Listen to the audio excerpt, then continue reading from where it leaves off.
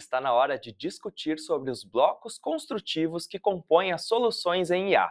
Você vai compreender como cada peça se encaixa para criar tecnologias inteligentes. Certo, Carlos? Isso, Jean. E são vários blocos, a gente vai ver os principais, e eu vou começar ilustrando esses blocos com um exemplo completo de ponta a ponta.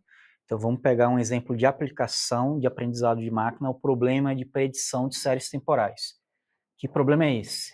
A gente tem dados numéricos, históricos, que a gente vai acumulando na operação do negócio, e dado histórico, a gente quer literalmente predizer o futuro. É como essa dinâmica vai se configurar no futuro.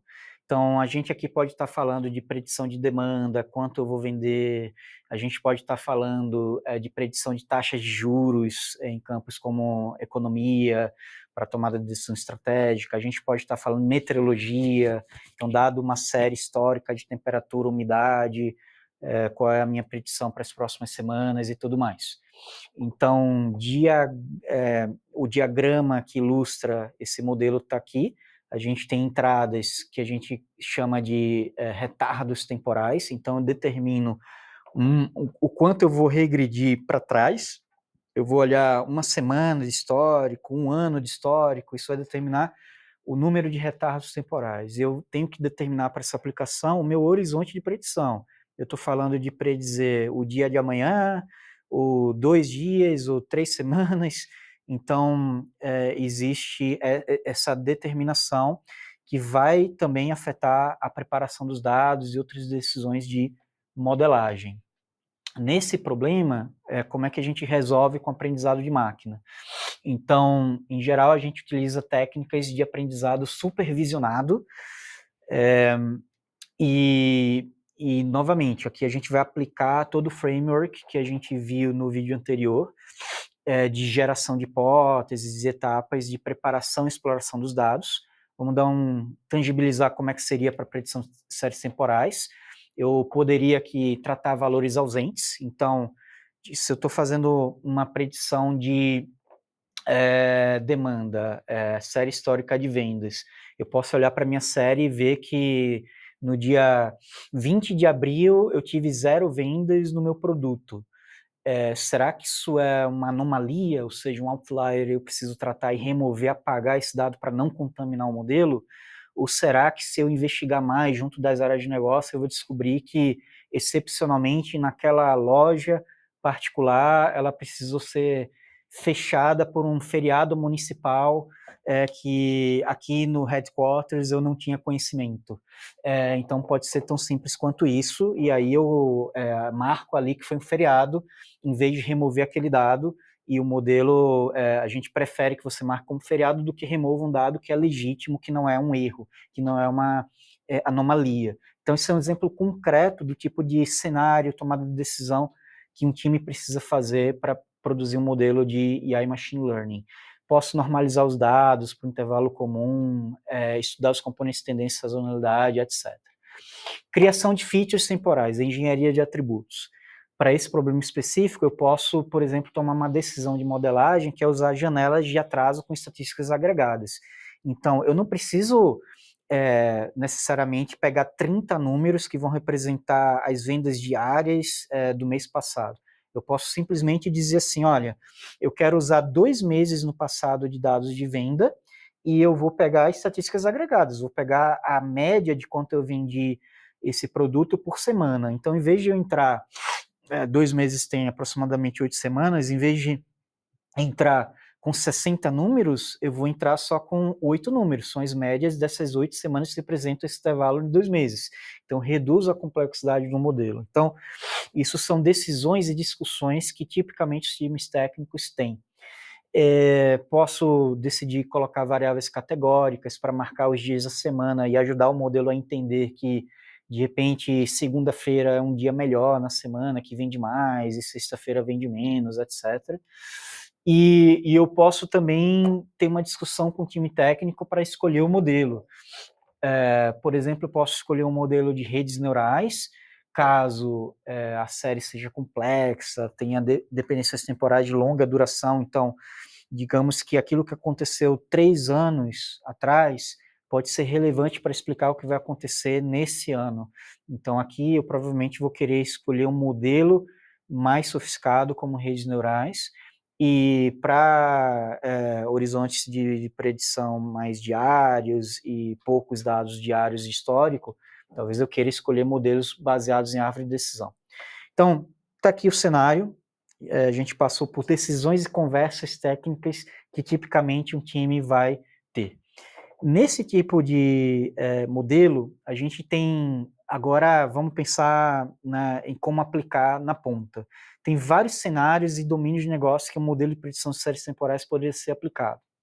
Então, primeiro, a predição de demanda no varejo, já tenho batido nessa tecla, a gente pode estimar as futuras compras de consumidores para quê? Por exemplo, para otimizar o gerenciamento de estoque, reduzindo custos, desaguando o meu estoque por centros de distribuição, dançando conforme a predição da demanda, para não incorrer em custos mais altos de estoque do que é necessário, né, maximizar a satisfação do cliente, porque aí eu, com uma boa predição de demanda, minimizo eventos disruptivos de estoque, né, não vai faltar na ponta para o cliente final, etc. Um exemplo muito claro é o exemplo da Amazon, eles têm patentes nisso e certamente é um dos melhores players do mundo nisso, que é o Anticipatory Shipping, em que eles pré-enviam produtos, então chega um novo fornecedor, chega um novo produto que eles vão cadastrar no marketplace, por exemplo, né, ou que eles vão suportar no site. Quanto eu tenho que preparar os meus centros de distribuição por cada hub? Então, existem modelos preditivos onde eles olham esses resultados e já enviam ou pré-enviam os produtos ali para a milha final da entrega, antecipando já aquilo que vai vender. Então, é uma estratégia antecipatória. E aí tem outras aplicações em outras indústrias, predição de tráfego e transporte, planejamento público, estimar a demanda por transporte público e, com isso, otimizar a tabela de horários ou o número de veículos, de ônibus que você precisa disponibilizar nas linhas para atender a população. Em países mais maduros e sérios, certamente isso é feito. E o planejamento de saúde pública, ou mesmo saúde privada, né? Mas a gente passou por um período difícil de pandemia, olhar as séries de atendimentos, até as buscas, quantidade de buscas no Google por sintomas gripais, pode ser preditivo e ajudar hospitais, clínicas a preparar o número de profissionais, insumos, medicamentos, leitos para atender a população. Eu queria me concentrar na parte de gestão de estoque e logística para ilustrar os blocos construtivos de IA, para mostrar que esses modelos de predição de demanda não envolvem tão somente a parte de modelagem, que a gente tem enfatizado muito, mas envolve outros ingredientes. O primeiro desses ingredientes é a simulação. Então, por exemplo, dado uma pergunta que eu poderia fazer, que poderia ser resolvida com uma técnica de simulação. Dado uma malha logística e uma política de produção e abastecimento de centros de distribuição, quanto é que eu deveria esperar o meu lucro, né? Se você me dá o seu modelo de predição de demanda e eu sei qual é a minha política de produção e eu sei como é que eu normalmente abasteço, uso os meus estoques de segurança, quando chega abaixo de um certo limite, eu já disparo a entrega. E isso é entrada. Então, a entrada é conhecida. O modelo você me deu. Eu tenho um modelo de predição de demanda e eu sei qual é a minha política e a minha malha. Eu não conheço a saída, eu não sei o que esperar da minha lucratividade. Tipicamente, esse é um problema quando a saída é desconhecida, o modelo é conhecido, a entrada é conhecida, você vai resolver com simulação. E simular nesse contexto significa usar o modelo, muitas vezes de aprendizado de máquina que você construiu, em cenários conhecidos, com entradas conhecidas, para pegar as predições, aplicar a regra de negócio e computar o lucro esperado. E aí você consegue informar os stakeholders do negócio o que esperar de impacto de negócio para aquele teu modelo. Então, IA e aprendizado de máquina não para na modelagem. Você tem um bloco construtivo importante que é a simulação. Um outro bloco construtivo importante é a busca. Nesse contexto de predição de demanda, logística, uma pergunta que eu poderia fazer é: qual o sistema de produção e a política de abastecimento que alcança uma margem operacional de ao menos 10% da minha malha logística? Na medida que essa margem operacional é possível, a gente nem sabe se é possível, mas eu tenho essa meta. Então, aqui eu tenho a meta, portanto a saída é conhecida, esse é o meu alvo. Eu tenho um modelo de predição de demanda, eu tenho as minhas, a minha malha, né, a minha cadeia de suprimento e de entrega está definida, mas a entrada aqui eu estou admitindo mudar e é desconhecida. Tá, como é que eu, então, dado esse conhecimento preditivo e tudo mais, como é que eu altero a minha produção? Como é que eu tomo decisões de produção e de abastecimento aproveitando esse conhecimento preditivo para chegar numa margem-alvo de 10%? E isso é um exemplo de busca. Então, é um exemplo em que você vai também ali buscar as entradas, as políticas de abastecimento, buscar o sistema de produção, o vínculo entre o modelo preditivo e a tomada de decisão para chegar no alvo. Então, modelagem preditiva não é suficiente, muitas vezes, para o negócio, simulação e busca também são necessários. Otimização é um outro exemplo, é de um bloco construtivo que auxilia a construção de sistemas de IA. É otimização muito parecido com busca, mas note que a pergunta é a mesma, mas em vez de colocar uma saída conhecida, um target, alvo de 10% de margem, eu coloco uma pergunta aberta e uma ambição. Eu digo, qual é o sistema de produção e política de abastecimento que maximiza a minha margem de operação esperada? É o melhor que eu posso fazer, dado o meu modelo de predição, a minha malha que é fixa, mas dado que agora eu quero também buscar o sistema de produção e política de abastecimento que vai levar a melhor margem. Então, aqui é um exemplo de otimização. E modelagem a gente já viu, é o que a gente fez para construir a parte de modelo de predição de demanda, mas aqui, complexificando um pouco e trazendo uma outra camada de modelagem que a gente poderia fazer nesse problema on top do modelo de predição de demandas, é se perguntar qual o melhor modelo de predição de demanda que explica a margem observada histórica. Então, aqui, não é simplesmente pedir para o time construir um modelo de demanda que minimiza o erro, mas é construir um melhor modelo de predição de demanda que consegue explicar a margem histórica observada. É uma outra pergunta, isso muda bastante a forma como um time de AI e Machine Learning iria operacionalizar o modelo. E aí, modelagem, a entrada é conhecida, a saída é conhecida, eu tenho em aprendizado supervisionado, né, eu tenho os exemplos de treinamento, são entradas e saídas, e o modelo é desconhecido, por isso a gente chama de modelagem. Então, esses são os blocos construtivos de AI que auxiliam a operacionalização do modelo, e muitos desses elementos, simulação, otimização, busca, são inclusive usados dentro da própria construção do modelo. Então você tem etapas de otimização de hiperparâmetros, a gente citou em outro vídeo, é otimização usada a favor da modelagem, e tudo isso são blocos de Lego que você junta, e é importante entender isso para montar as competências do time, planejar as competências necessárias das pessoas que vão precisar operacionalizar esse tipo de modelo. Ótimo, muito obrigado, Carlos. Agora eu quero saber se você aí conhece os tipos de modelos de IA. No próximo vídeo vai ser o momento para a gente aprender um pouco mais sobre eles. Te vejo lá.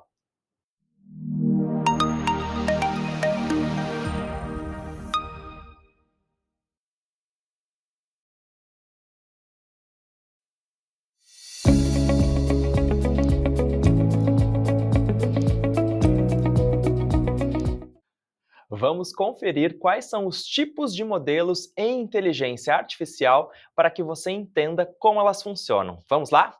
Carlos, conta pra gente quais que são?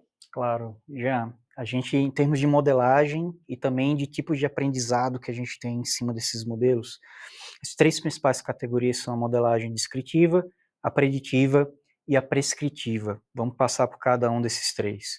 Na modelagem descritiva, o objetivo é a gente caracterizar os dados que a gente tem, caracterizar o entendimento do domínio e do problema vinculado aos requisitos que a gente vai ter lá na frente nos modelos preditivos e prescritivos. Aqui, tipicamente, a gente vai ter acesso às entradas, às saídas, e o objetivo não é realizar predições, é realizar caracterizações. Então, a gente tem técnicas de agrupamento de dados, por exemplo, e eu posso usar isso para segmentar clientes, para visualizar os dados de uma forma a me trazer insights intuitivos, criar dashboards, detectar anomalias e etc. Um exemplo prático disso na área de vendas, a gente tem uma estratégia de comunicação, de ativação do cliente, que pode ser receptiva ou ativa. No ativo, eu proativamente vou enviar campanhas, banners, promoções, cupons de desconto para uma base de clientes. Mas eu tenho um budget, eu tenho um orçamento e eu quero gastar esse orçamento eficientemente. Então eu preciso estudar a aderência do meu público-alvo e do segmento de cliente específico com as campanhas que eu quero usar para dar aquele boost de venda em certas categorias de produto. Nesse contexto, é onde a gente pode usar análise de agrupamento, modelagem descritiva, para entender que grupos são esses. Quais são os grupos homogêneos de clientes que tendem a consumir aquele produto? Quais são as características, a renda média, o consumo médio, o ticket médio? Em que regiões, praças esses clientes estão localizados tipicamente? Qual é o lifetime value desse cliente, como a gente diz? Ou seja, por quanto tempo esse cliente está na minha base e quanto ele tem gasto ao longo do tempo. Ou eu posso perguntar também quais são os atributos sociodemográficos desse cliente, qual a idade média, são mais homens ou mais mulheres nesses grupos e tudo mais. Isso é a descrição e a caracterização da base. Eu não estou realizando uma predição, mas eu estou reconhecendo que eu vou explorar a base para separar, agrupar, segmentar melhor os grupos de usuários representativos para planejar a minha estratégia de comunicação de ativação desses clientes. Aqui eu não estou usando o modelo preditivo nem prescritivo, eu estou usando modelagem descritiva para me ajudar como gerente de CRM, marketing, a alocar melhor os recursos de marketing, a planejar as minhas campanhas e a minha estratégia de comunicação e ativação. Ele vai te dar um alvo mais certeiro. Ele vai me dar um alvo mais certeiro, um grupo target que, aliás, entendendo melhor as características desse grupo, eu posso ter um loop de feedback e ajustar minha mensagem também. Então, posso gerar uma hipótese de mensagem de como eu venderia aquele produto, mas depois de explorar apropriadamente os dados, eu posso querer ajustar porque eu descobri certas características do meu público-alvo que tem interesse naquele produto que eu não tinha conhecimento. Claro, perfeito. Então, vamos lá para os outros tipos de modelagem. A gente tem a modelagem preditiva, que muito do que a gente está falando aqui é o CERN, do aprendizado de máquina, e principalmente o aprendizado supervisionado, né? A gente tem modelos que aproximam as saídas conhecidas, dados entradas conhecidas. E quando eu uso esse modelo com entradas que eu não tinha acesso antes, isso é o ato de predizer, né? Para entradas novas. Então, aqui a gente tem as aplicações de classificação, regressão, predição de sequências. Essas sequências podem ser números, taxas, preços, podem ser palavras. Isso aqui é curioso porque a predição de sequências é tanto um problema que aparece em A generativa, porque os modelos de geração de linguagem, tudo que eles fazem é predizer a próxima palavra, o próximo token, como a gente chama, a partir de uma sequência de palavras, que é o prompt que eu apresentei, e é o mesmo princípio da predição de demanda. Eu vou predizer a próxima taxa de preços, dado uma sequência histórica que eu apresentei. O princípio matemático de modelagem é o mesmo. As duas coisas, geração de texto e predição de séries temporais, são tipicamente um problema de regressão. As técnicas de aprendizado mudam, mas a categoria de problema é a mesma. E classificação é muito parecido com regressão, só que aqui a saída do modelo geralmente vão ser categorias. Por exemplo, vai clicar ou não vai clicar nessa campanha que eu vou enviar para esse cliente específico? Vai converter ou não vai converter o carrinho de compras no e-commerce conversacional? Então, são problemas em que eu vou ter um modelo realizando uma classificação de categorias. E quando não existem categorias, é um contínuo espectro de valores ali, né, valores numéricos, aí a gente chama de regressão. É como se ele classificasse a tendência daquilo acontecer ou não, ou não? É um bom uso, eu acho que é um ótimo ponto. Eu posso ter também um problema com dados financeiros, que tipicamente você iria usar regressão, mas eu posso também formular a modelagem de uma forma que eu queira classificar tendências. Uhum. Discretizei as tendências. Eu tenho uma tendência de alta, alta, alta, média, médio, baixo e super baixo. Uhum. E agora eu quero predizer não o valor numérico exato, mas ter um sentimento direcional do que é que vai acontecer com aqueles números. Esse é um problema de classificação e é completamente possível você, como gestor, saber navegar nas opções de modelagem, você não precisa estar preso somente aos exemplos típicos que a gente está mostrando aqui. Muito Perfeito. bem colocado, Jean. E a terceira categoria de modelos são os modelos prescritivos. Aqui, a gente tem por objetivo a tomada de decisão e a realização de ações. Então, em geral, esses modelos prescritivos vão interagir com os modelos preditivos. Eles não, em geral, eles não existem isoladamente dos modelos preditivos. Eles podem existir, mas eles são muito mais poderosos quando eles são acoplados com uma modelagem preditiva em primeiro lugar. Então, aqui a gente está falando exemplos de alocação de recurso, gerenciamento de risco, decisão de investimento, etc. Um exemplo concreto em gestão de risco e alocação de recurso é o problema de otimização de carteira de investimento.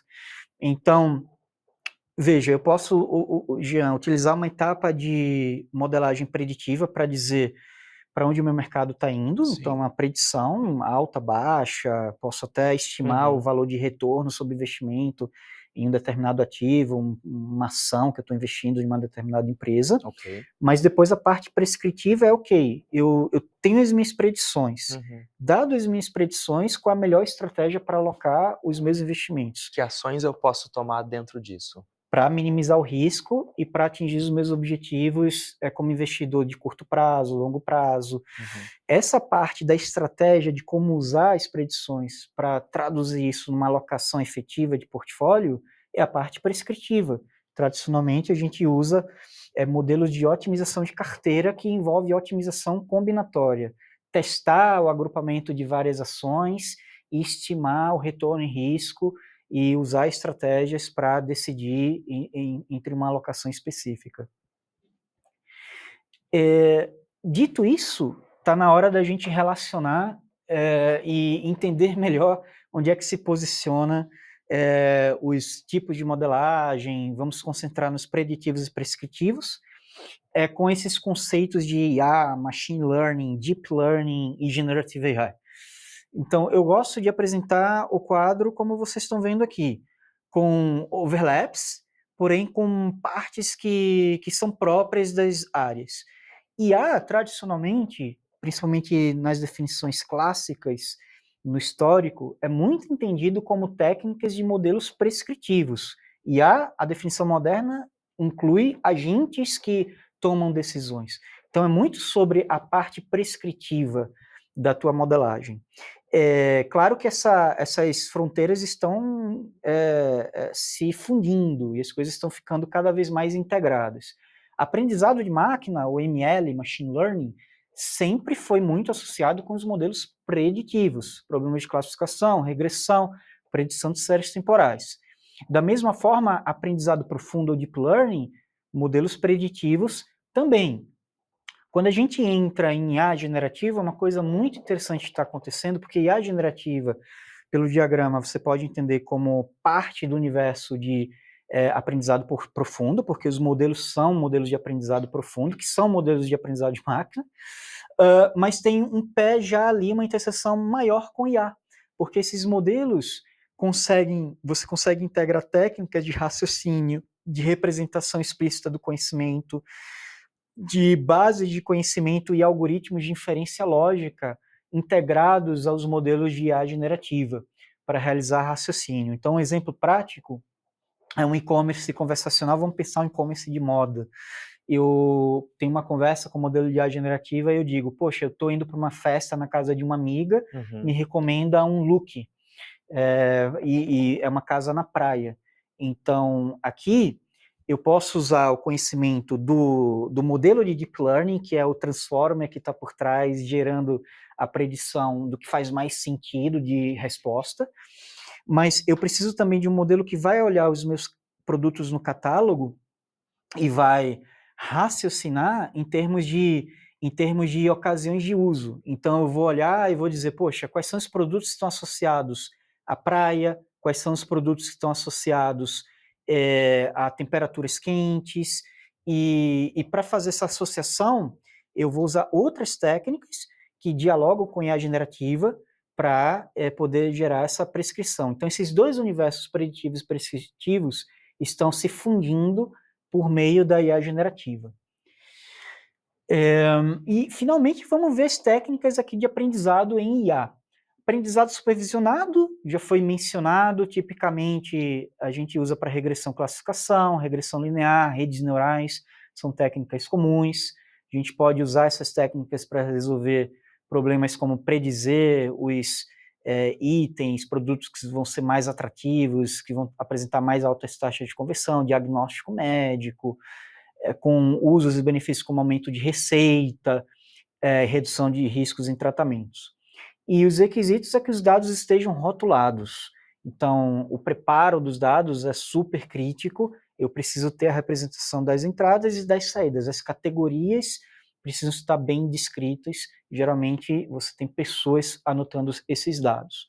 No aprendizado não supervisionado, a gente está no domínio da modelagem descritiva.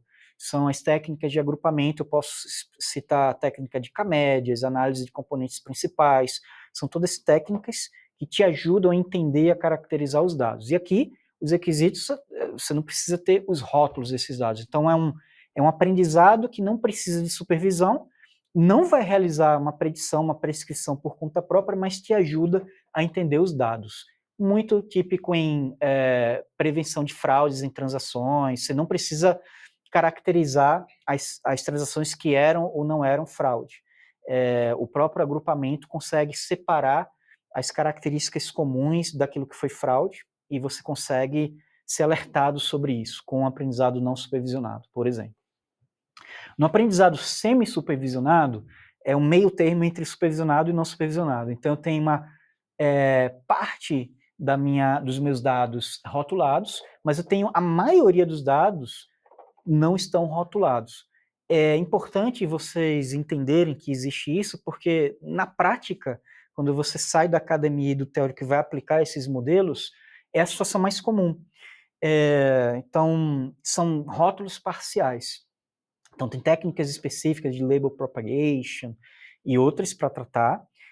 Classificação de imagens é um caso de uso típico, porque na tua organização quase nunca você vai ter todas as imagens muito bem catalogadas. Descrição de produto em marketplace é muito comum os fornecedores esquecerem de cadastrar a descrição daquele produto. Só cadastrou a imagem com título, um código do SKU, não tem rótulo. Então, é muito, muito comum cair aqui na categoria de aprendizado semi-supervisionado. Aí você tem um aprendizado autossupervisionado, eu estou trazendo isso porque é a técnica de treinamento mais comum nos modelos de Transformers, que são os modelos que estão revolucionando a IA. Os modelos de grande linguagem, IA generativa, bebem dos modelos de Transformers. E aí eles não precisam de supervisão e eles têm técnicas específicas para fazer uma autossupervisão. Então, os próprios modelos de Transformers e a própria forma como a arquitetura e os dados são preparados é tal que você olha para os textos, por exemplo, e você omite certas palavras do texto. E você treina o modelo para ele aprender a predizer uma palavra dado o contexto. Uhum. E aí você tem o rótulo, a resposta correta, simulando como se você tivesse um supervisor fazendo aquilo. Mas isso é uma característica inerente aos modelos, isso é chamado de aprendizado autossupervisionado. Então, dispensa a aplicação, a anotação de rótulos, mas aí são técnicas mais avançadas, só alguns tipos de arquitetura mais modernos, como Transformers, suportam. E aqui os usos típicos, programação de linguagem natural, para tradução de uma linguagem para outra, modelagem de tópicos e assim por diante. E por fim eu trago o conceito de aprendizado por reforço, que é o aprendizado, digamos, mais diferentão dos demais, e aprendizado por reforço, historicamente, é muito associado com inteligência artificial, porque é o tipo de aprendizado mais prescritivo que existe. é utilizado em agentes. Então, jogos de computadores, xadrez, Go, mas também em casos de uso da indústria, como controle em tempo real das políticas de reabastecimento em estoque, monitorando em tempo real a taxa de consumo desse estoque. Então, eu posso ter políticas com certas regras de abastecimento, eu posso alterar em tempo real ou em alguma granularidade de tempo as minhas políticas com base nos últimos eventos que têm acontecido e pegar sinais de punição e recompensa para ajustar de uma forma online a minha política. Isso tem técnicas específicas como Q-Learning, Monte Carlo Research, e aqui a gente não depende de dados rotulados, mas a gente depende de uma modelagem de que um especialista de domínio me diga explicitamente o que são boas decisões e o que são decisões ruins. Então, um especialista de domínio crie para mim um módulo de avaliação de recompensa e punição com base nas ações que estão sendo tomadas. Então, eventos de disrupção de estoque, eu posso punir com uma certa intensidade. Eventos de entreguei mais do que o necessário, eu posso punir também, porém talvez com uma intensidade menor. Talvez é um erro mais aceitável, incorrer no custo maior de estoque do que deixar o cliente sem o produto. Então, todo esse conhecimento do domínio do negócio vai ser necessário de se fazer na engenharia do sinal de recompensa e punição dos agentes que vão utilizar aprendizado por reforço para um aprendizado. Então, é o tipo de aprendizado mais diferente dos que a gente lida normalmente e é muito associado com a modelagem prescritiva. Então, é importante você, como gestor, saber que isso existe, ter essas conversas com o seu time técnico, entender quais são as técnicas que eles estão usando. Você não vai precisar ser a pessoa que vai botar a mão na massa e desenvolver, mas você precisa entender que, se o time está me recomendando que aprendizado por reforço é o caminho para o meu caso de uso, então eu já sei que eu preciso trazer um especialista de domínio para discutir com o meu time como fazer a engenharia do meu modelo de punição e recompensa no aprendizado desse agente. Se eu entendi bem, então, os tipos de aprendizados independem do tipo de modelagem. E eu tenho um caminho a seguir para cada um deles, é Eles isso? têm uma relação, é bem complexo, é uma ótima pergunta, porque existem certos tipos de aprendizado que são muito associados a tipos de modelo, então é quase um para um. Se eu vou usar um determinado modelo de Transformers, eu preciso usar, para uma aplicação de linguagem natural, eu preciso usar o aprendizado autossupervisionado. Tá. Eu poderia usar aprendizado supervisionado? Poderia, mas o custo de rotular a base é proibitivo. Eu gastaria, literalmente, cada rodada de treinamento dos modelos do OpenAI consumiu dezenas de milhões de dólares Uhum. para pagar os recursos computacionais e várias outras coisas. Se em cima disso eu ainda precisar de uma frota de pessoas anotando os dados para chegar no mesmo resultado, esse budget estoura. Então precisa entender os trade-offs. Uhum. Então é uma ótima pergunta, mas é uma relação bem complexa entre o tipo de aprendizado e o tipo de modelo. Em geral, você vai consultar tabelas como essa que eu estou te mostrando e entender o que tipicamente é utilizado para que tipos de casos de uso. É possível fugir disso? É possível, mas tem que entender os trade-offs. Ou seja, tem que ser inteligente para usar a inteligência artificial também. É uma ótima forma de colocar. Muito bem. Obrigado. E agora vamos para o nosso resumo? Vamos nessa. Então é isso. No próximo vídeo a gente vai fazer um resumão sobre o que a gente viu nesse bloco.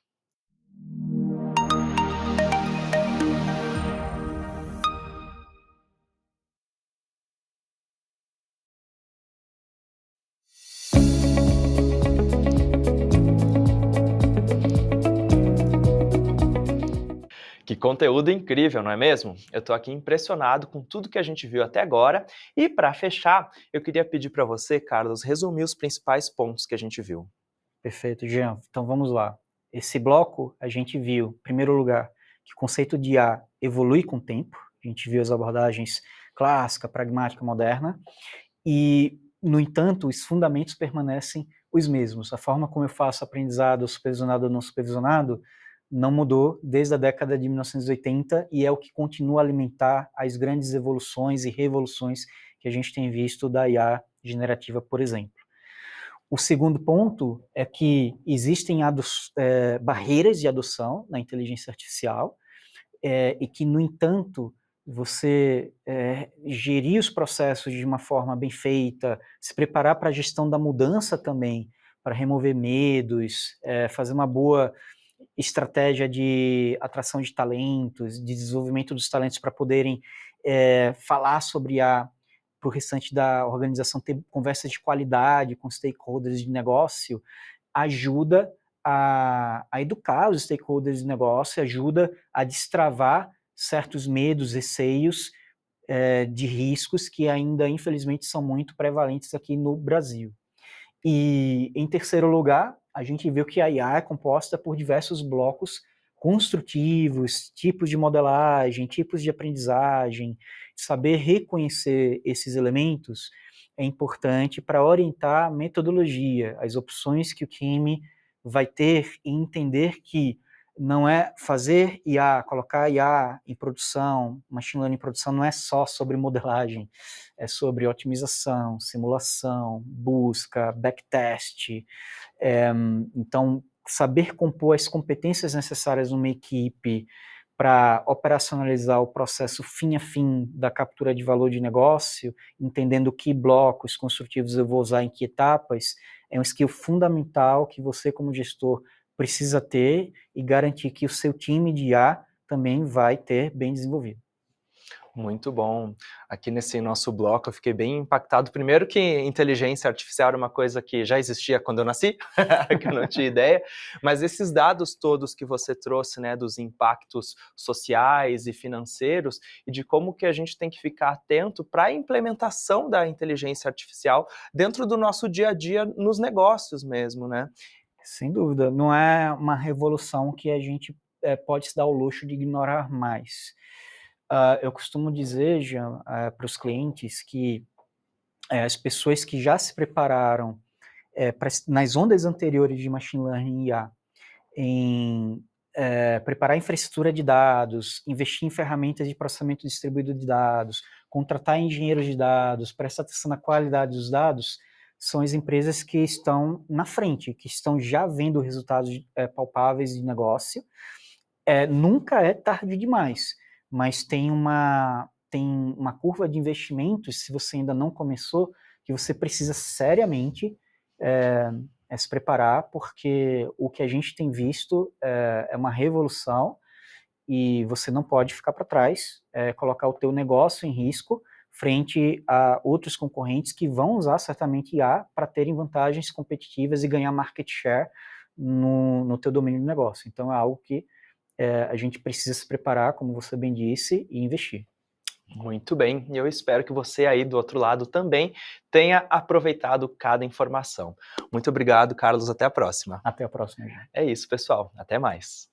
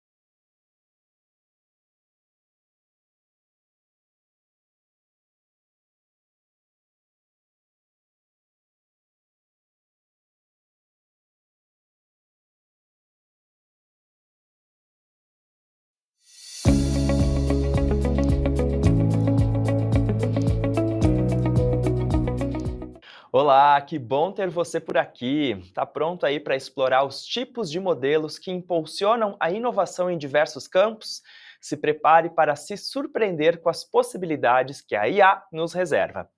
Então, aproveite e vamos juntos. Carlos, por favor, conta pra gente a agenda desse bloco. Jean, essa agenda é uma agenda onde a gente vai entrar mais a fundo nos tipos de modelos, e aqui a gente trouxe um conteúdo equilibrado, tanto da parte de AI e Machine Learning tradicional, que são os modelos baseados em árvore de decisão, que são super relevantes, em termos de adoção, são os mais adotados na prática no negócio, e outros modelos probabilísticos também, que conseguem lidar com tomada de decisão sob risco, sob incerteza, e não poderia deixar de ficar dentro aqui desse bloco o conteúdo sobre redes neurais, deep learning, que está por trás da revolução de IA que a gente tem visto, bem como as técnicas de processamento natural de linguagem que têm dominado o mundo nos seus diversos produtos de chatbots e outros usos criativos da IA. Perfeito, podemos começar? Vamos nessa, gente. Então é isso, no próximo vídeo a gente vai ver os modelos baseados em árvores de decisão.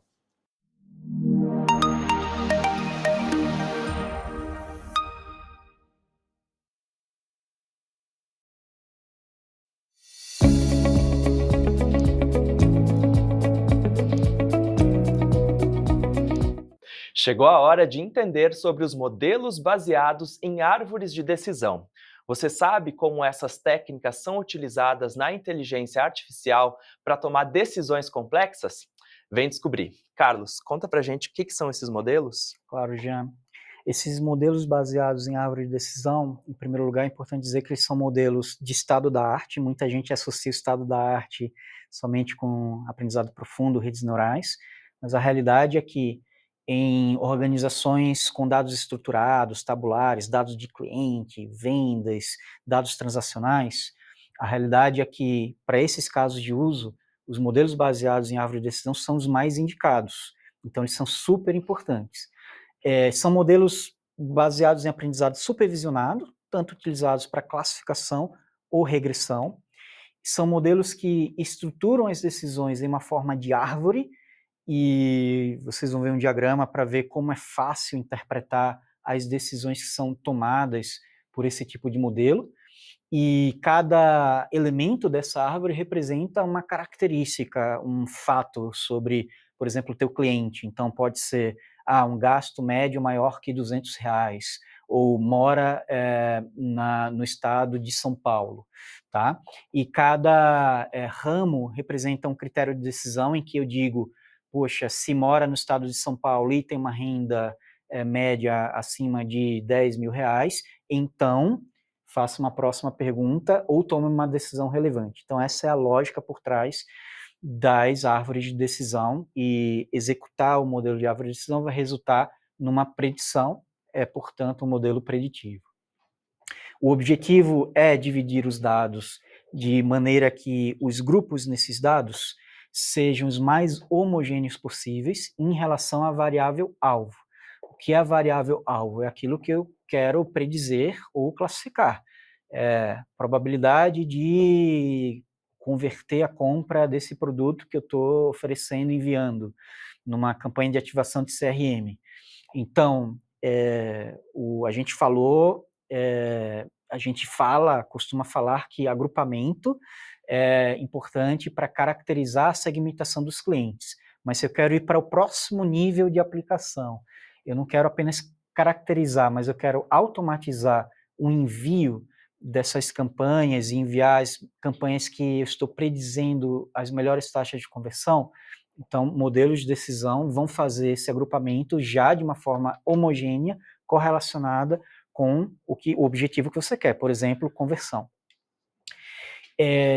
Está aí uma representação gráfica de uma árvore de decisão clássica do livro do Russell Norvig, de inteligência artificial. Então, só para a gente entender o princípio, a pergunta aqui é, eu quero classificar se hoje é um dia em que o jogo vai acontecer. Pode ser um jogo de futebol na Rússia, em condições climáticas que nem sempre são propícias. Então, aqui, eu vou olhar 3 atributos. Então, clima, umidade vento.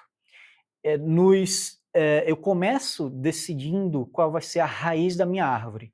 Tipicamente, os algoritmos que aprendem, que constroem automaticamente a árvore de decisão a partir dos dados, vão começar pela seleção da variável que vai compor a raiz, e ela é tipicamente entendida como a mais importante, a mais preditiva do modelo. Então, se eu não tivesse dados de umidade e vento, qual dessas 3 variáveis seria mais explicativa ou preditiva se vai ter jogo ou não? Então, nesse exemplo, a gente entende que é o clima. Entender se está chovendo, nublado ou ensolarado, na maioria das vezes, se eu entender que está chuvoso, eu posso apostar que não vai ter o jogo e eu provavelmente vou estar correto. Mas para ser mais preciso na minha resposta, na minha decisão e aumentar a acurácia do modelo, se estiver chuvoso, eu posso olhar adicionalmente para o vento. Se estiver chuvoso, mas o vento estiver fraco, ainda tem uma boa chance do jogo acontecer. Se estiver forte, aí eu tenho certeza que com chuva e vento forte, o jogo vai ser adiado e não vai acontecer. É um exemplo. Então você combina outros atributos numa lógica decisória muito clara, muito fácil de interpretar, e é por isso que é tão popular nas empresas a aplicação de árvores de decisão para automatizar decisões de negócio. Como é que eu treino, então, essas árvores de decisão a partir dos dados? Então, a gente vai ver agora aspectos técnicos que é importante você, como gestor de times, entender para acompanhar as decisões técnicas e entender se o teu time também está tomando ali as decisões corretas na modelagem. Então, o treinamento de árvore de decisão tipicamente utiliza métricas para decidir a escolha das variáveis e a ramificação, qual a próxima variável que eu vou colocar em qual ramo. Ele vai literalmente construindo toda essa árvore em largura e em profundidade, utilizando métricas como índice Gini e entropia. Índice Gini, para vocês que são economistas, talvez conheçam um índice que mede desigualdade em sociedades e tudo mais. E entropia, para vocês que são engenheiros, um índice que mede o grau de desordem, o grau de diversidade em possíveis resultados. Então, basicamente, eu vou olhar para cada ramo da árvore, vou ter uma medida de homogeneidade. E eu quero maximizar a homogeneidade das folhas das árvores, são os nós que vão estar nas camadas mais profundas, para maximizar a minha taxa de acerto. Ter ramos heterogêneos vai provavelmente me induzir a erros. Eu chego no ramo e eu tenho 50% dos dados numa classe, 50% na outra, e eu digo que vai converter quando tem metade que não converteu, eu sei que eu vou ter uma taxa de erro de 50%. Então, a lógica da árvore de decisão é encontrar ramos que homogeneizam os dados na variável alvo. A cada etapa de divisão, a gente vai usar essas métricas para balizar a escolha das variáveis e o split, a divisão que a gente chama, e quais os critérios que eu vou utilizar para descer para o próximo nível. É uma outra característica do treinamento. E como eu já falei, quando você terminar o treinamento, você vai ter um modelo gráfico que você vai poder, inclusive, visualizar e interpretar e acompanhar o racional de como a IA e o processo de aprendizado de máquina chegou naquelas decisões. Um trade-off, no entanto, é que elas têm uma tendência ao sobreajuste, overfitting, ou seja, se você permite que as árvores tenham profundidades muito grandes, e se você não baliza muito bem o número de variáveis, elas vão tender a colocar pouquíssimos dados nos ramos e se especializar em clientes muito específicos. Depois, quando você for usar esse modelo numa base de clientes que você não usou no treinamento, ela vai usar regras, ela vai ter aprendido regras que eram muito específicas daquele segmento que você usou e vai ter uma alta taxa de erro para outros clientes, outros mercados, por exemplo. Então, tem que tomar cuidado com esse aspecto. E aqui, visualmente, a gente vai entender um pouco como é o racional das fronteiras de decisão. Imagina que eu tenho duas variáveis, né, no eixo X, vamos chamar de X1, no eixo horizontal, e no eixo Y, o eixo vertical, vamos chamar de X2, X1 e X2. Poderia ser o comprometimento de renda de uma pessoa que quer alugar o teu imóvel. Então, um número entre 0 e 100%, ou seja, quanto da renda dela vai estar comprometida pelo valor do aluguel que ela vai precisar me pagar. E o X2 poderia ser, por exemplo, uma característica como a idade da pessoa ou o tempo de experiência profissional da pessoa, dados que você pode coletar no cadastro. Aqui, tipicamente, a gente vai ter um processo de aprendizado, você vai ter uma árvore como essa, então você vai executar a árvore. Então, se X1, ou seja, se o comprometimento de renda for menor ou igual a 40%, aí eu desço ali pela esquerda. E X2, que a gente falou que é o tempo médio profissional. Então, 0,2 pode representar uma pessoa júnior que está ingressando no mercado de trabalho. Então, for menor do que 0,2, então R2. R2, graficamente no quadrado da esquerda, está lá. Se a gente acompanhar no eixo horizontal, menor que 0,2 para a esquerda, abaixo de 0,2 para baixo, aquela regiãozinha de R2. Então, para aqueles clientes proponentes de aluguel que me fizerem uma proposta, eu posso olhar o que é que acontece na prática, no histórico, e determinar, poxa, em R2, eu estou vendo que 90% dos clientes nessa categoria são bons pagadores. Poxa, eles são júniores, pouca experiência de mercado, mas não é um comprometimento de renda muito grande, é 40% do valor do aluguel. Então, e 80% paga. Então, a minha decisão vai ser aprovar o contrato. Eu vou dar o crédito e vou assinar o contrato com essas pessoas. Entende? Então, 80% já é uma homogeneidade interessante e é preditivo daquilo que esse grupo provavelmente vai ter se a tendência continuar no futuro. Então, essa é a lógica dos modelos de árvore de decisão e é assim que você interpreta esses modelos. Por fim, eu vou falar sobre a técnica de estado da arte conhecida como Gradient Boosting, que basicamente é utilizado em problemas de larga escala, com bases muito grandes de dados, com dados rotulados, dados tabulares, bem estruturados. Então, elas combinam várias árvores de decisão, eu posso chegar a ter milhares de árvores de decisão, se especializando em diferentes partições dos dados, se auto-organizando para explicar certos grupos de clientes, e é como se eu tivesse um comitê de especialistas. Cada árvore de decisão você pode entender como um especialista em um certo domínio dos dados do teu negócio, e eu vou fazer um processo quase que de votação. Eu vou ouvir todos os meus especialistas, a opinião de todos para um novo cliente que chegou, e eu vou ponderar a minha decisão com base nos especialistas que têm mais experiência com aquele cliente em particular, por exemplo, nesse caso de aprovação automática de crédito para um aluguel, por exemplo, residencial. Tá? Então, esses modelos são construídos de forma sequencial, eles são menos interpretáveis, porque imagina eu ter que analisar 1000 árvores para entender o que é que está acontecendo, mas eles têm uma menor tendência ao sobreajuste, então eles generalizam mais. Por isso que eles são tão populares e é considerado o modelo estado da arte. Aqui está um diagrama explicando como isso acontece. Tá?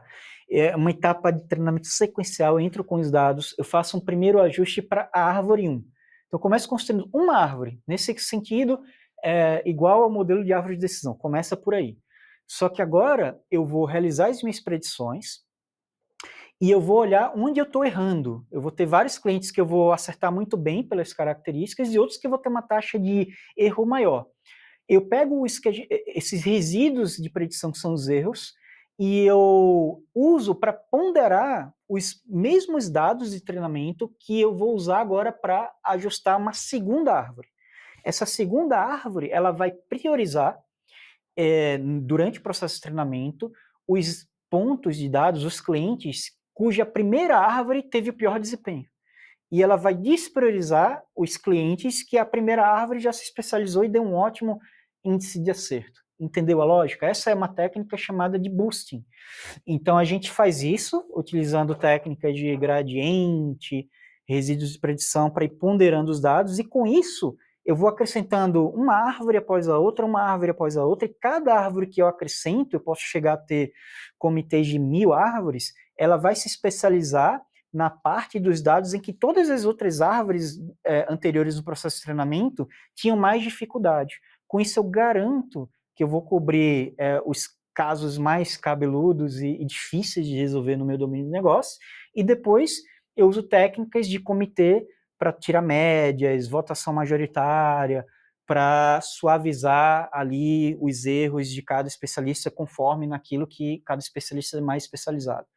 Então, note que é uma intuição de tomada de decisão corporativa, organizacional, que engenheiros de machine learning se inspiraram e incorporaram num algoritmo, um modelo matemático computacional que simula a forma como organizações tomam decisões. E é estado da arte hoje em aprendizado de máquina para dados estruturados, supervisionado, problemas de classificação e regressão. E dentro dessa árvore de decisão, existe um limite de nós ou eu defino a ramificação? Quanto que vai ramificar ali dentro? Ótima pergunta. Isso são o que a gente chama de hiperparâmetros. É uma escolha do engenheiro de Tá. aprendizado de máquina limitar o número, a profundidade máxima da árvore, de cada árvore individual, ou eu posso limitar o número de árvores, eu posso limitar, inclusive, o número de vezes que a mesma variável foi utilizada como raiz de cada árvore, para remover vieses. Então, todas essas escolhas vão ter um impacto na habilidade de generalização do modelo e reduzir o risco de sobreajuste, ou seja, o risco de eu ter aquele modelo maravilhoso nos dados de treinamento, quando eu levo para a produção, ele não funciona. Então, é importante as etapas de validação cruzada e de otimização de hiperparâmetros para que essas decisões bebam da experiência prática do analista, do engenheiro, mas você pode automatizar também, fazer experimentos dirigidos por hipóteses e testar que tipo de profundidade, número de árvores que vai funcionar e generalizar melhor para os teus dados. Perfeito. Vamos para o próximo? Vamos para o próximo. Então é isso aí. No próximo vídeo a gente vai falar sobre modelos probabilísticos. Até já!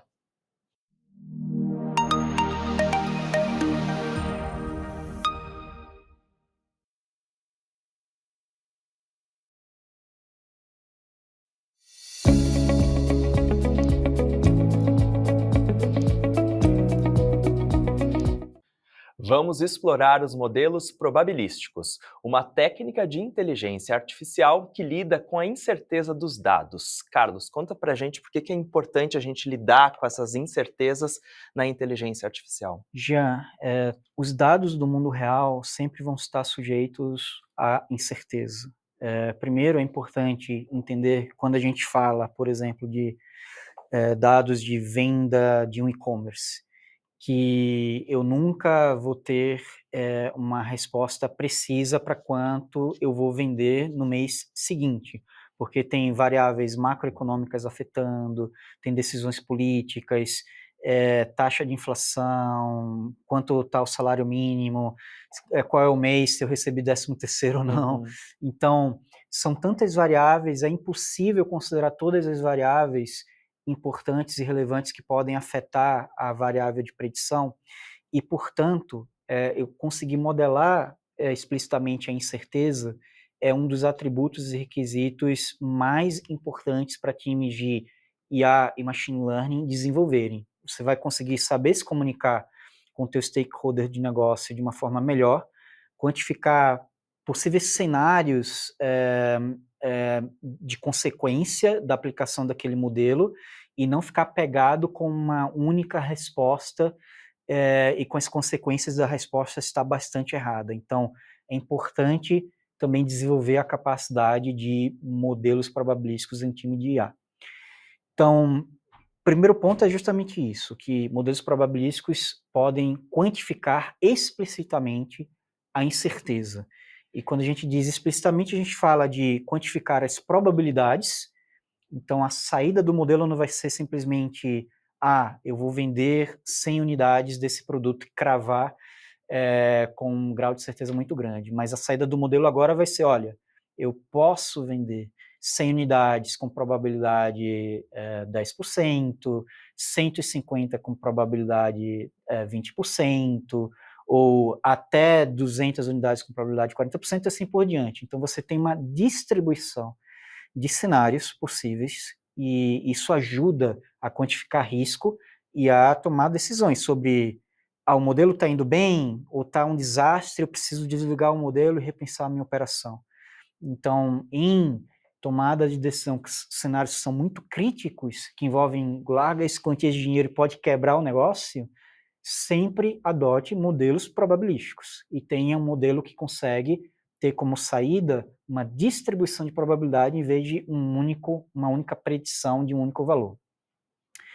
A segunda coisa que os modelos probabilísticos conseguem fazer é a capacidade de atualizar incrementalmente essas probabilidades. É diferente de modelos não probabilísticos, que a gente vem falando bastante, em que eu mudar a predição, muitas vezes eu tenho que apresentar muitos novos dados para o modelo concluir que para aquele mesmo cliente, por exemplo, e aquela mesma combinação de cliente e campanha de produto, eu deveria escolher um outro produto. Então, se eu tenho 2 meses novos de histórico de compra e venda no meu e-commerce, talvez isso não seja suficiente num processo de retreino para um modelo não probabilístico mudar a decisão que ele tomaria de que produto ele apresentaria para esse cliente. Num modelo probabilístico, a cada dado que eu observo, a cada nova compra de e-commerce, eu posso atualizar a minha probabilidade para aquela decisão de apresentação de produto para aquele cliente. A probabilidade não vai mudar tanto assim, mas pode começar a mostrar uma tendência e você mais rapidamente consegue adaptar o seu processo a nuances que vão acontecendo no negócio. A terceira característica dos modelos probabilísticos é que eles também podem modelar relações complexas. Então, é uma classe de modelos que podem capturar relações tanto lineares quanto não lineares. Aqui a gente não precisa ficar tão apegado sobre redes neurais ou árvore de decisão, não.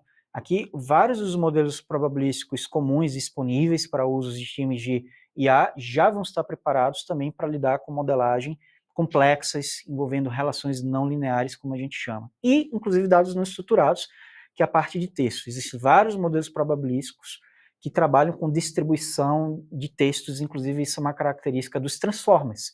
Transformers, em aprendizado profundo, em processamento de linguagem natural, grandes modelos de linguagem, são modelos probabilísticos. Isso pouca gente sabe, mas os transformers eles preveem uma distribuição da próxima palavra probabilística, e aí depois existe um processo decisório para decidir qual é que vai ser a palavra que o modelo vai construir, mas são modelos probabilísticos. Então, super importante estudar essa parte. Aqui eu trago um exemplo intuitivo, muito simples para a gente entender o poder do raciocínio sob incerteza e dos modelos probabilísticos. Então, digamos que eu tenho aqui 2 classes de pessoas. Eu tenho os bibliotecários, que estão aqui, os librarians, estão na parte esquerda, e os fazendeiros.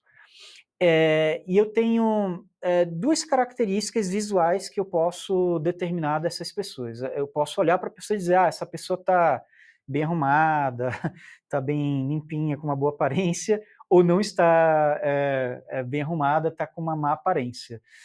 A gente sabe que fazendeiros, por trabalharem no campo, né, sob a luz do sol, provavelmente vai ter mais fazendeiros, que é o que o gráfico está mostrando, que vão estar com uma má aparência pela natureza do trabalho, do que bibliotecários que trabalham bonitinho no ar-condicionado, dentro de escritório, e não é um trabalho tão físico.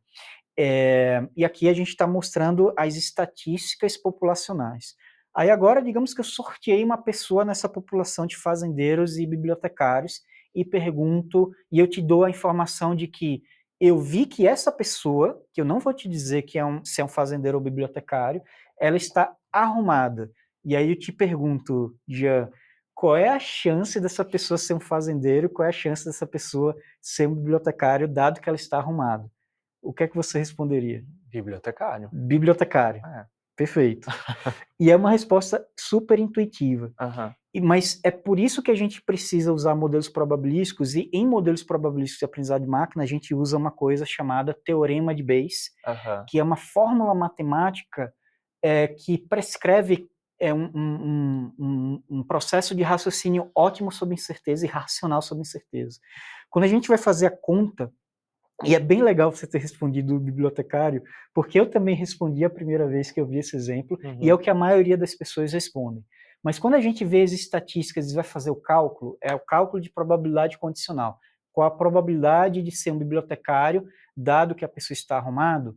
A gente vai ter uma equação, eu não vou explicar a equação, mas para quem quiser a referência, tem a ver com o teorema de Bayes. A gente vai olhar essas proporções. Olha, eu vou pegar aqui o azulzinho, que é o número de bibliotecários arrumados. Isso vai estar no meu numerador ali. Ali é uma razão, uma fração. Então vai estar no numerador na parte de cima. E no denominador, eu vou somar o número de bibliotecários que estão arrumados com o número de fazendeiros que existem no mundo, na minha população, que estão também arrumados, que são 20. Quando eu faço esse cálculo proporcional do número de bibliotecários que são arrumados proporcionalmente a todas as pessoas que são arrumadas, faço a continha, 4 dividido por 24 dá 16%. Então, a chance dessa pessoa ser uma bibliotecária, na verdade, é muito baixa, é Baixa. 16%. E a chance de ser um fazendeiro é, portanto, 84%, que é o inverso dessa chance. É muito maior a chance de ser um fazendeiro. Mas isso é porque existem muitos mais fazendeiros na minha Aham. população No do que há universo no geral universo existe geral. mais. Aham. E isso é um conceito que a gente chama de probabilidade a priori. Então, existe todo um universo que eu recomendo você, até como tomador de decisão, fora do universo de inteligência artificial, estudar para se tornar um melhor tomador de decisão quando você for ver estatísticas de probabilidade. É possível você calcular essas continhas num papel e tomar decisões melhores também como tomador de decisão. Então, para esse caso, a gente tem aqui uma decisão que seria, poxa, eu classificaria essa característica de uma pessoa arrumada como um fazendeiro antes comparado a um bibliotecário. Em outros tipos de aplicação, você, por exemplo, pode ter modelos que a gente chama de naive Bayes, que é o modelo probabilístico mais simples que existe, usa os princípios do teorema de Bayes e probabilidades condicionais, com algumas suposições muito simples. Independência condicional entre os atributos, por isso é uma técnica eficiente, lida com vastos volumes de dados e tem bons desempenhos mesmo quando você tem muitos atributos, que a gente chama de uma dimensionalidade elevada nos dados. Esse modelo Naive Bayes, ele pode ser aplicado, por exemplo, para detecção e classificação automática de spam. E, de fato, os primeiros modelos que você tinha no Gmail, eu não sei se você é usuário de Gmail, Sim. Jean, mas o Gmail, quando ele foi lançado, ele inovou na parte de spam. Era muito superior aos outros provedores. Eu usava outros provedores, migrei para o Gmail por conta disso, porque ele classificava muito bem. E era uma técnica de naive Bayes que era utilizada por trás, tá? Um outro modelo probabilístico que a gente vai ver agora, que agora é mais um domínio da regressão e não da classificação, é uma classe de modelos conhecidas como regressão bayesiana. Aqui eu posso ter regressão linear, modelos mais complexos, não lineares, é uma classe de modelagem. Mas ele consegue gerar predições como distribuições, tá? Que ajustam intervalos de confiança com base na densidade dos dados. E isso tem aplicações práticas para representar a incerteza. Eu vou dar uma figura e um exemplo prático. Aqui são dados de sinistro. Então, digamos que eu tenha uma seguradora e eu começo a observar contratos, e eu vejo os contratos que a pessoa acionou a seguradora para um ressarcimento, né? Então, aqui eu posso ordenar o número de sinistros pelo tempo decorrente de contrato. Então, no mês 0, eu tive aquela quantidade de sinistros e aquela taxa de sinistros. No mês 2, tal taxa e tudo mais. Você vê que no acumulado, ali por volta do 10º mês, eu atingo a minha maturidade na minha carteira de clientes. Né? E aí, nos outros meses subsequentes, se não ocorreu sinistro, até o mês 10 ali aproximadamente, é muito baixa a chance de ocorrer sinistros a partir dali. A regressão bayesiana não somente vai gerar a predição dessa curva que vocês estão vendo bem suave, né, que modela e se ajusta bem a esses pontos nos dados, que é uma curva de crescimento acumulado, então isso é a predição média do modelo, mas vai te dar também a possibilidade de predizer os intervalos de confiança. Mas ele faz isso proporcionalmente à quantidade de dados. Como eu tenho menos dados ali nos meses de sinistros 12 a 16, note que o intervalo de confiança é maior, é mais incerteza. Então, na hora de comunicar aos tomadores de decisão a minha incerteza para um horizonte de predição lá no futuro, eu vou comunicar um cenário muito mais aberto do que eu comunicaria para horizontes de predição em que naturalmente eu tenha mais observações e mais dados. Esse é o princípio. E com isso, você consegue ter conversas mais bem direcionadas com os stakeholders de negócio, já. Tem uma dúvida. Dentro das probabilidades apresentadas, existe uma régua definida para tomada de decisão?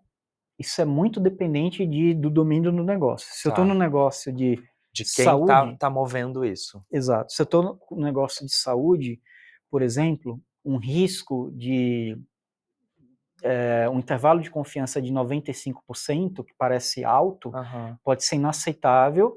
se a decisão médica for submeter a pessoa a uma cirurgia que tem um risco de vida, Uhum. né, riscos ou prognósticos muito sérios. Então, eu vou preferir um modelo que me dê um intervalo de confiança de 99% dos outcomes para ter uma conversa melhor com o paciente, mas bem balizado. Então depende muito do domínio de aplicação. E às vezes, já, se eu estou numa classificação, falsos positivos ou falsos negativos vão ter pesos diferentes também. Uhum. Então, num diagnóstico médico, o custo de você dizer que o paciente não tinha uma certa doença e, portanto, não tratar e ele pagar com a própria vida, e isso seria eu dizer que ele não teve a doença, que ele não teria, mas ele teve, é um falso negativo. Então, Uhum. o custo do falso negativo é muito mais relevante do que o custo do falso positivo, que seria dizer que ele tem a doença, tratá-lo, mas ele não ia ter a doença, ele não tinha a doença. Poxa, ele perdeu tempo, talvez teve alguns efeitos colaterais, mas ele não pagou com a própria vida, percebe? Então, Uhum. toda essa parte de limiares de probabilidade, ela conversa com os tipos de erro e conversa com as consequências para o negócio. Então, é Então uma vai excelente depender da pergunta. natureza do negócio Vai mesmo. depender da natureza do negócio e essas conversas sobre essas regras de decisão, como tomar decisões com base na saída do modelo, precisa ter os especialistas, os stakeholders, os donos das decisões envolvidos no negócio, conversando com o time de IA para calibrar esses limiares, essas regras. Perfeito, muito obrigado. Por nada já. No próximo vídeo, a gente vai falar sobre redes neurais e deep learning. Vamos lá?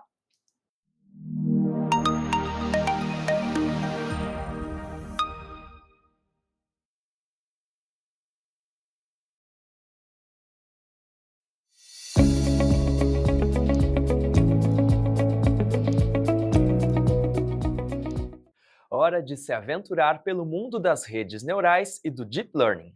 Vamos descobrir como elas são capazes de aprender e realizar tarefas complexas de forma autônoma.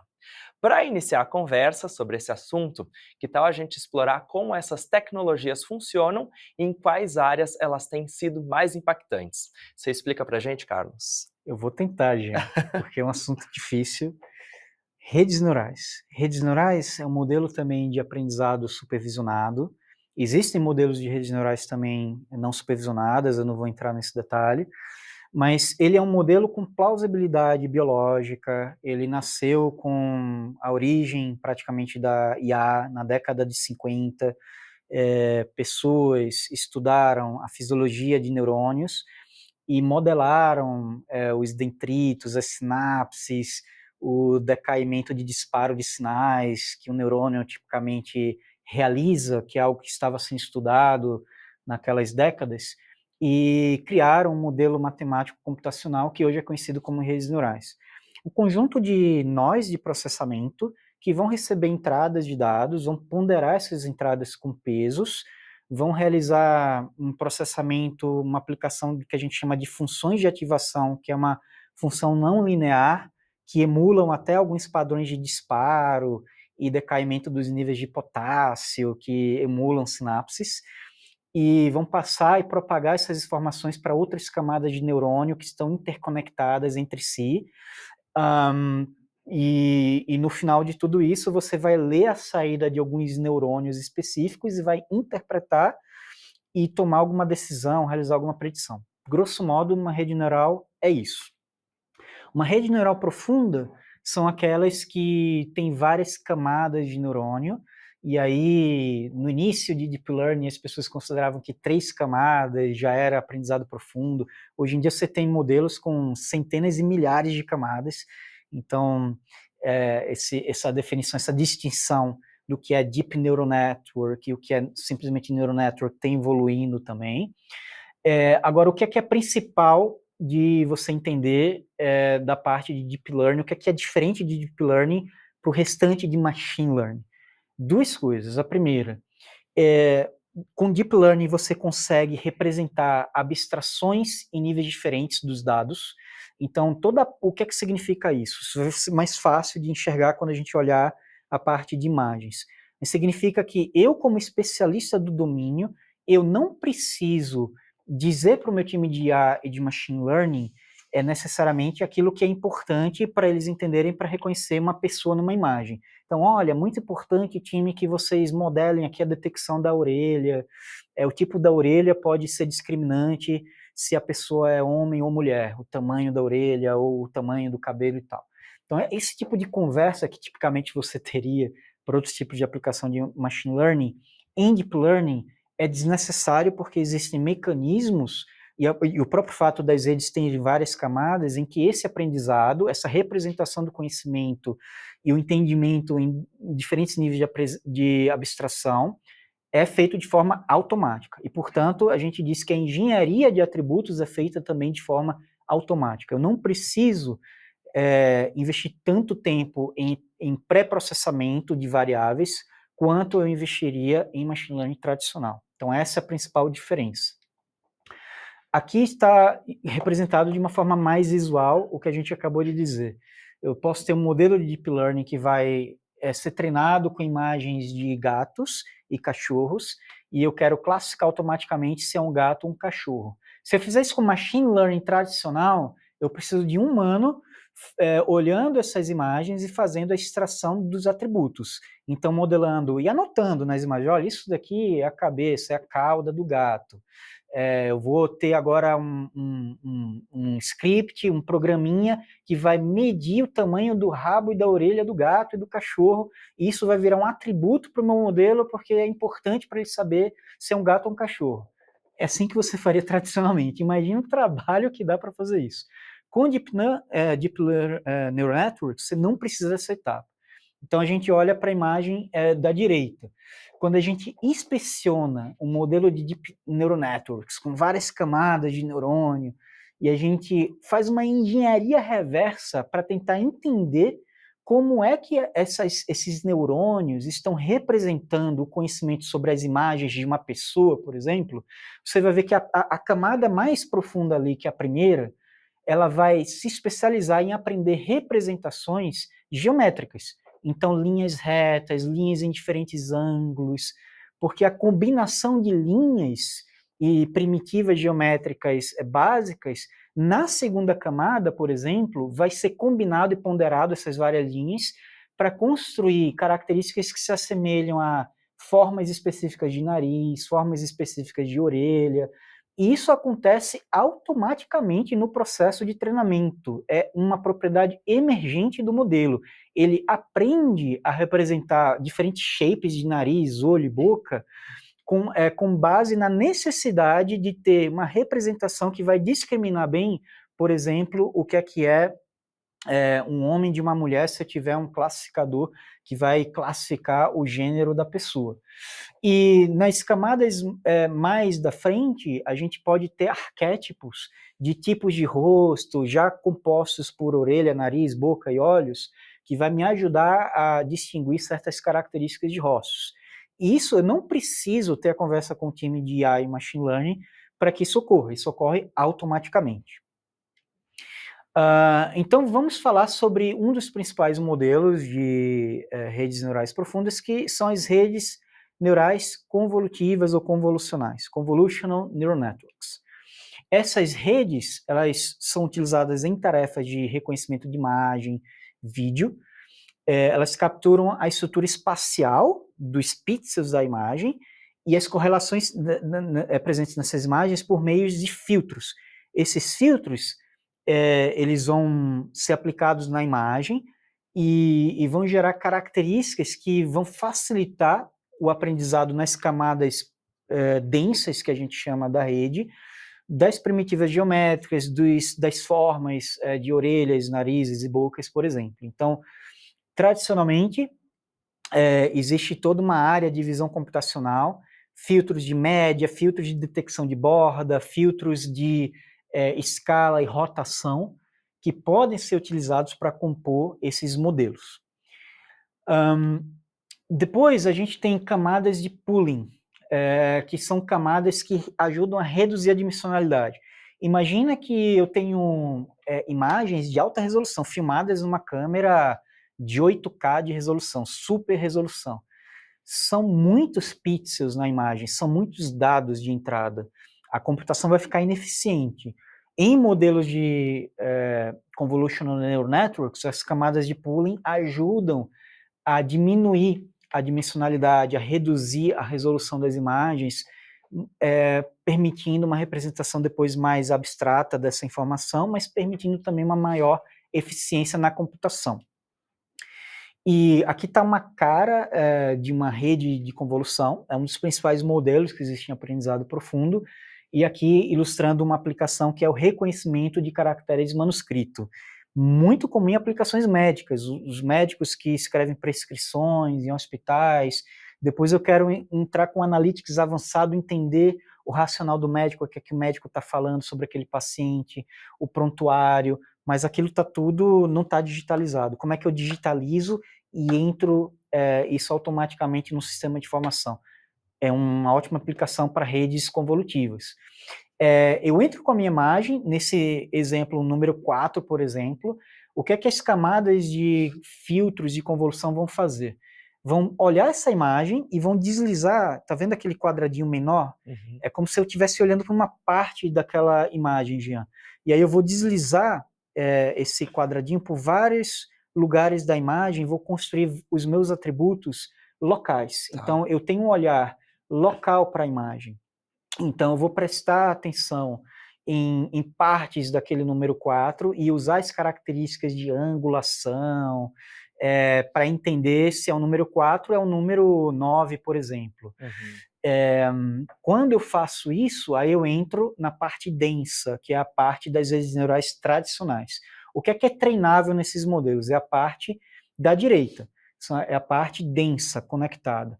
O que é que não é treinável? A parte dos filtros. Os filtros são extratores automáticos de atributos. É o que substitui a necessidade de você ter o seu cientista de dados, o engenheiro de machine learning, realizando atributos manualmente.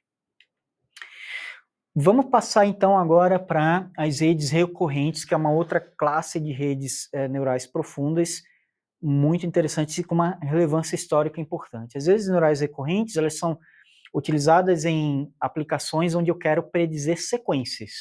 Então, quando eu tenho sequências de texto, palavras, predição de séries temporais, também é uma aplicação potencial, vídeos, reconhecimento de imagens. Antes do advento dos Transformers, a parte de reconhecimento de fala, por exemplo, o estado da arte eram redes neurais recorrentes.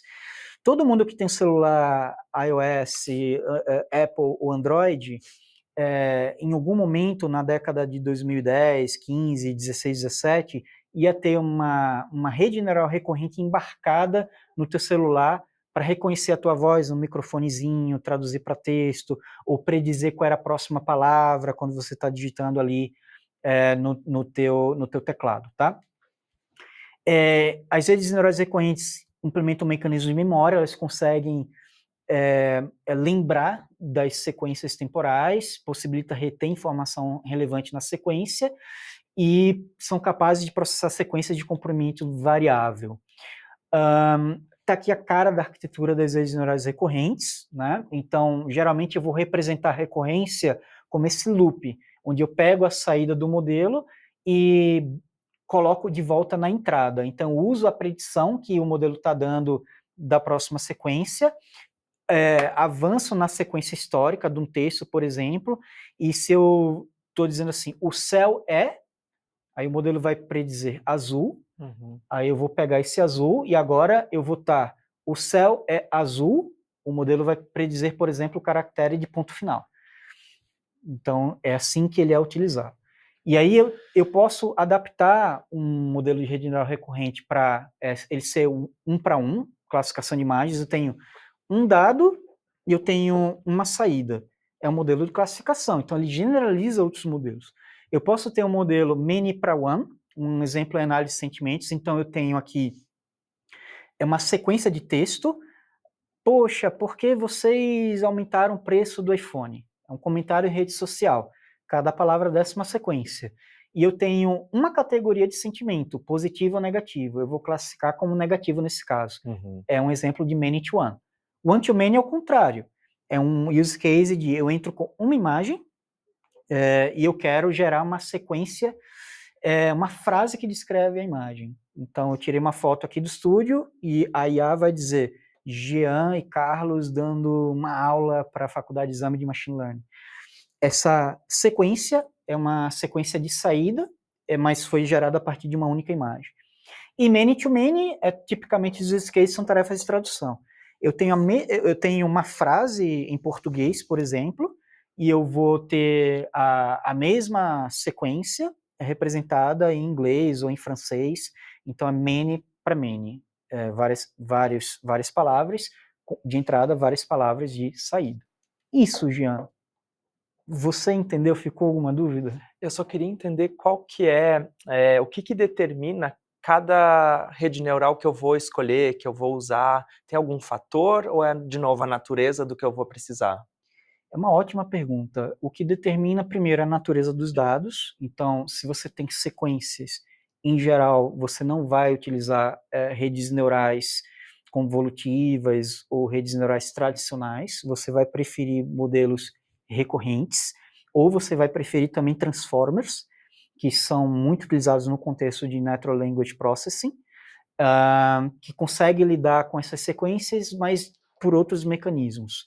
Então, depende da natureza do problema, se é sequências ou não sequências, depende da natureza dos dados. Se os dados estão estruturados, provavelmente você não vai querer nem utilizar redes neurais. Se são desestruturados e multimodais, eu tenho texto misturado com imagem, por exemplo, já é um indicativo que redes neurais ou transformers vão ser necessários naquele domínio de aplicação. E eu tenho modelos que são especializados. Se eu tenho imagens, provavelmente são redes neurais convolutivas ou transformers de visão, vision transformers, como a gente chama. Então, eu tenho que olhar a natureza dos dados, os requisitos do problema sempre. Perfeito, muito obrigado. Bom, depois que a gente já discutiu aqui nos vídeos anteriores sobre modelos baseados em árvores de decisão, modelos probabilísticos e redes neurais e deep learning, no próximo vídeo a gente vai aprender sobre processamento de linguagem natural, o NLP. Vem comigo!